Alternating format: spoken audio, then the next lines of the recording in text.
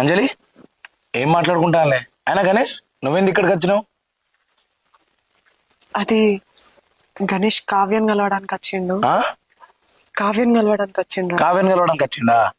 నేనున్నా అని చెప్పి నాతో నువ్వు ఉన్నావని చెప్పి నీతో మాట్లాడతాడు. అవునా గణేష్?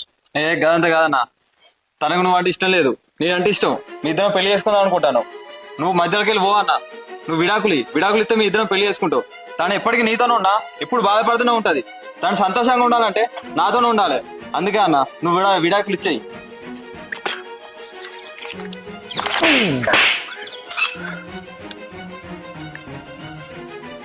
కంగ్రాచులేషన్స్ గణేష్, నిజంగా నువ్వు గ్రేట్. ఏ గణేష్ చెయ్యి, నిన్నేం కొట్టది, అస్సలు కొట్ట. ఇప్పుడు నీకు ఎందుకు నేను కంగ్రాచులేషన్స్ చెప్పినా అంటే, నా భార్య గంత పెద్ద పెద్ద మాటలు నా దగ్గర మాట్లాడింది, అది నువ్వు ఇచ్చిన ధైర్యమే. ఇప్పుడు నువ్వు కూడా నీ భార్యను నేను పెళ్లి చేసుకుంటా, నువ్వు దాన్ని వదిలే అని చెప్పినావు చూడు, అది కూడా నా భార్య ఇచ్చిన ధైర్యమే. అంటే నా భార్య నీ దగ్గర ఎంత చనువు తీసుకుంటే, నా భార్య నీకు ఎంత చనువిస్తే, మీరిద్దరు ఎంత దగ్గర కలితే అన్ని గొప్ప గొప్ప మాట్లాడితే చెప్పు.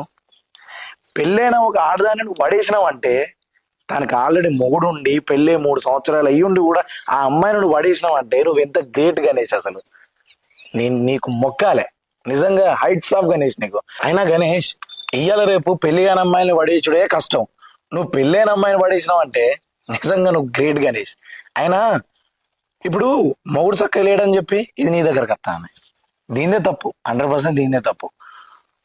ఇది నిన్ను ప్రేమించినా నువ్వు దాన్ని ప్రేమించినా 80% తప్పు ఆడదాందే ఉంటది. ఫర్ ఎగ్జాంపుల్, ఫస్ట్ టైం నువ్వు దీని దగ్గరకు వచ్చి బండి ఎక్కువ నేను స్కూల్ కాడ తీస్తా అని చెప్పినావు. అదే రోజు నేను ఎందుకు ఎక్కాలా నీ బండి అని చెప్పి ఒక్కసారి చెప్పు తీసుకుని కొడితే నువ్వు మళ్ళీ వచ్చేటోనువా?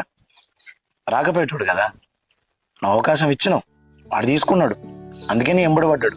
అని మనసుకు అనిపించింది ఈ అమ్మాయి తొందరనే పడుతుంది కావచ్చు అని, అందుకే వాడు పడేసిండు. ఒక మోహన్ మనసు ఇంకా మోహన్కి అర్థమవుతుంది అంజలి. వాడు నీ గురించి ఏం ఆలోచించండు, ఎట్లా ఆలోచించండు మొత్తం నేను చెప్పగలుగుతా. ఏదైనా మొదట్లోనే ఆపితే ఇంత దూరం వచ్చేది కాదు. ఇప్పుడు కూడా నేను గణేష్ని పెళ్లి చేసుకుంటా, నాకు గణేషే కావాలని నువ్వు అనేది అయితే ఉందో, అది ఖచ్చితంగా వాని మీద ప్రేమతోనైతే కాదు, నా మీద కోపంతోనే. నా మీద కోపం ఏముంది, మా అంటే ఒక 5 నిమిషాలలో పోతుంది అంజలి. కానీ నన్ను ఇష్టపెట్టి వాని దగ్గర పోయిందైతే జీవితాంతం ఆ మచ్చని కట్టనే ఉండిపోతుంది. నువ్వు చేసుకో, నేను చేసుకోకంటలేను. పెళ్ళైపోయిన తర్వాత ఒక భర్తను దాటి ఇంకో భర్త దగ్గరికి వచ్చిందంటే ఖచ్చితంగా తప్పు నీదే ఉందంటారు. అదే భర్త ఎట్లున్నా నువ్వు భరిస్తే నేను గొప్పదాన్ని అంటారు.